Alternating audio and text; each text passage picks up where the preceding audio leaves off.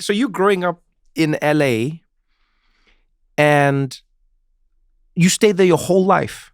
Yes, yeah, I love New York vibes. So if you don't mind me asking, wait. Yeah. So your accent didn't shift From before? Yeah, probably. because most kids lose their accents if they come like at that age.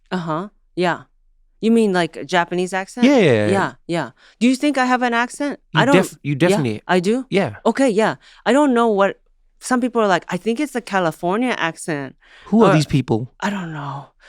The same people that told me we have 15 years left to live. My mother's 7 voices. No, yeah, I guess it didn't. I mean, I'm sure it was thicker back then. I don't really remember what I sound like when I was a kid. You don't have videos or anything? No, we lived in a garage. We barely had anything. Yeah. So. Did you actually live in a garage? We lived in my uncle and aunt's garage. Yeah. And then, which was also illegal, but you'll know. I mean, it's life. What are rules? Yeah. And so, so I guess I just stayed in LA, and then I do have like a laid back vibe. So I think I'm very Californian. I consider myself very, like, I feel in your vibe, like Southern California vibes. Cool. Okay. Yeah. But who knows? This could have naturally been me too if I even stayed in Japan. Who knows? But New York energy is what I'm really drawn to. I love chaos energy. Yeah, I love lights. I love sounds. My dream would be live at Times Square. I'm unwell. Are you okay? Come back. Trevor, come back. No, I was just thinking that might be just like a Japanese side of you. Could be.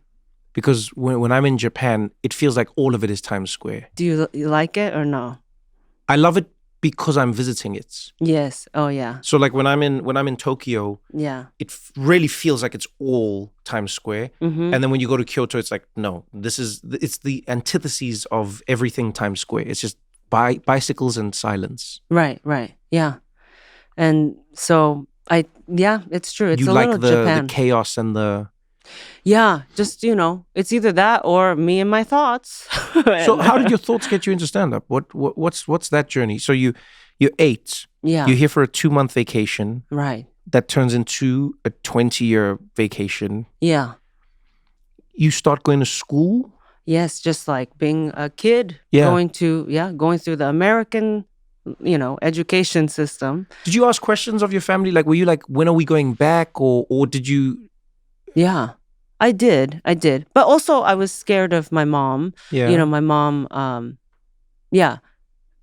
when I would ask like sad questions like that, she would, get upset, shame. And also she would get, my grandma raised me mostly. Right. So she was there. But my grandma was also like, don't upset your mom, we moved here.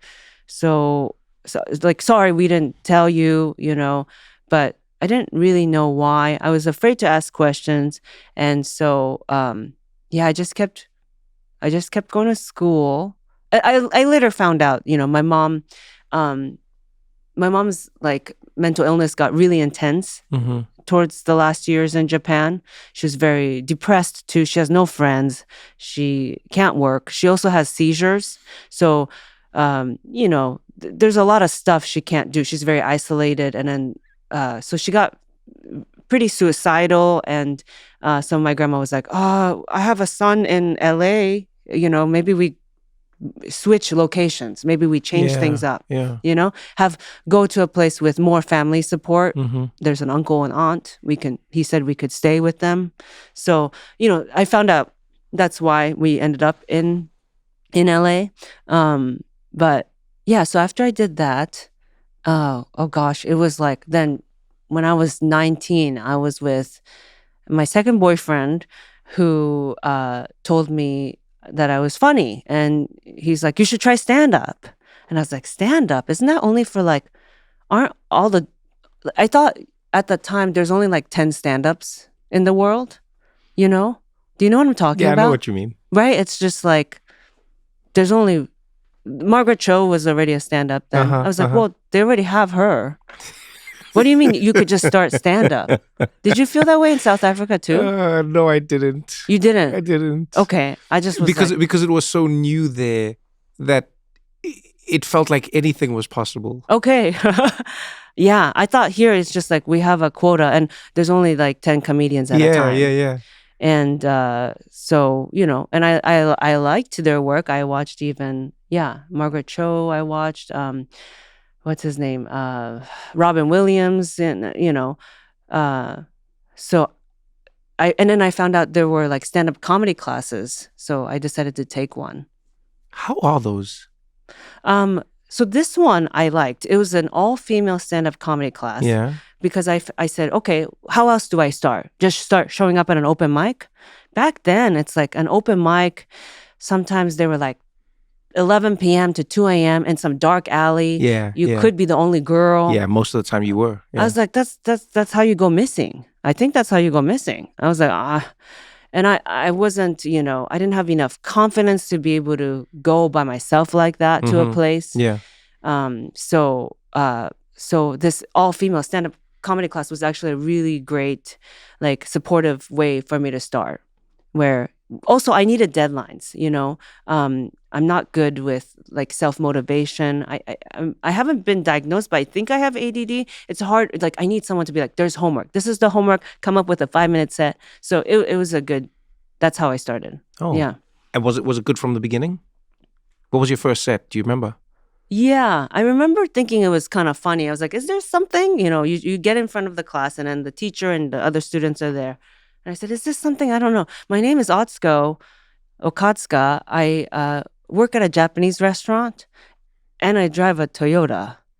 And then they were like, there is something there. Why everything's so on brand, And so I think I started talking about that. And then I remember one of my first jokes was, this guy found out that I was Japanese and he said, I have a good friend who works at and I think he wasn't thinking about it when he said it.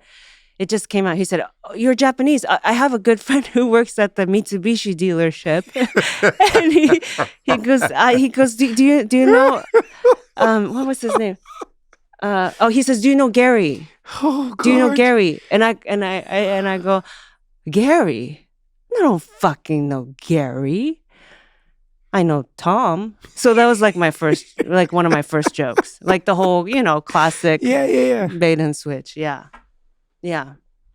But yeah, so I don't know, it just took a random boyfriend who probably just you don't tell. In retrospect, I think he was trying to get rid of me. By telling you you're funny? Yeah, you should start stand-up because you don't tell someone you love that. He was like, go be busy. Go every night out to do jokes. Right? I don't know. No, I think that's someone who sees you. Oh, okay. Oh, that's very nice. Yeah, I genuinely think that. I think every stand-up comic needed someone to see them before they could see themselves. It's true. That's true. Who told you? For me, there were a few comedians, funny enough, who told me this. Oh, that's cool. You were already friends with comedians before you were a comedian? South Africa is so small. That's what I mean by... Right. Anything's possible. Yeah, remember, we get democracy in 1994. I'm 10 years old. So everything is this new world. Wow, yeah. Right? Free speech wasn't around before that. Comedy wasn't really a thing before. So everyone in like my generation, this band that was growing up, especially in Johannesburg, we all knew each other. Wow, that's true. Everyone. So it's like you knew the president's son, but you also knew like a taxi driver, but you also, like everyone, it was this really small band that was growing up together. It was really, it was a magical moment, honestly. And so I knew a few people who were comedians, but I'd never seen their comedy. And then one, because you weren't you were young or something, too young to go to comedy. I just never gone. Comedy wasn't like a thing. We didn't even have a comedy club in South Africa. Where were they doing comedy? Just like random, maybe church or something? Random bars or random restaurants or whatever it was. Yeah. Right. Yeah. And then one of them said to me in a conversation, Ronnie Morimola, I'll never forget, he's super funny, dry, one-liner comedian. And then he said to me, he's like, yo, Trev, it's like, you should do comedy, man. You're very funny. And then I was like, no, you're funny. I'm not funny. He's like, no, man, you should do it. I think you'd like it. And I was like, no, Ronnie, I'm cool. Didn't do it at all. Yeah. And then, blah, blah, blah, blah, blah. My cousin and my best friend were living together. they were like, "You're funny. You should do it." And then I did. You're like, okay, if multiple people think so, yeah, right? And they're telling me, they were like, just So I think sometimes, and it's not just comedy. I think in life, sometimes you need someone to see you before you can see yourself.